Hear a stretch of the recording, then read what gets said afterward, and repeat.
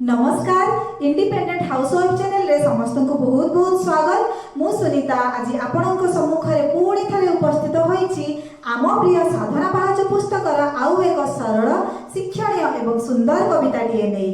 आशा करुछि आपणक मन को निश्चय छुईबो। जीवन में समस्त सफलता लाभ करने चाहिए किंतु कौन सफलता लाभ करने एमती किसी विशेष सूत्र अच्छी जहाँ को आधार कर आम समस्ते सफलता पाई परिबा।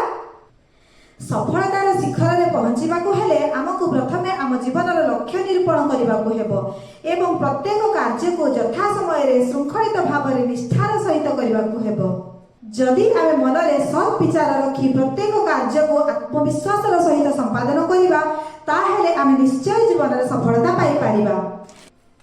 एहाको नहीं मो माउसी श्रीमती अनुपमा महांत लिखित साधना पाहाच पुस्तकर सफलतार सूत्र कविताटी आपनको गाई शुणाउछि।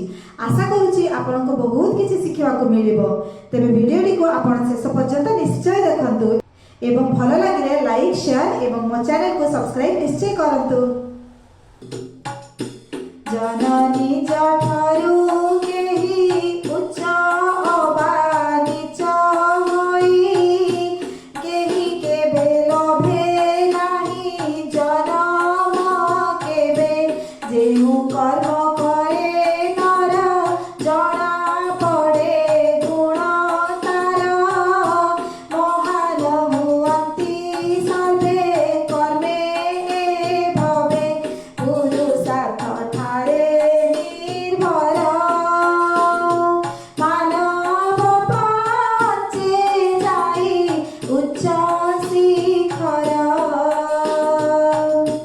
असुस्थ अशांत होई क्रोध भाव मने बही पिंधे नाही केही केबे विजय टीका सुस्थ आउ स्थिर भाव हृदय संतोष थिबा अविचल लक्ष्य पथे चालिब एका अहंकार